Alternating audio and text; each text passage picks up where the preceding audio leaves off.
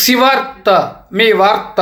అన్నమయ్య జిల్లా కలికిరి మండలం మంచూరులో వెలిసిన శ్రీ ఆంజనేయ స్వామివారి ఆలయంలో మహాశివరాత్రి బ్రహ్మోత్సవాలు ప్రారంభమయ్యాయి. 13/2/2026 శుక్రవారం రాత్రి పూజారి రామకృష్ణ స్వామి ప్రత్యేక పూజలు నిర్వహించారు.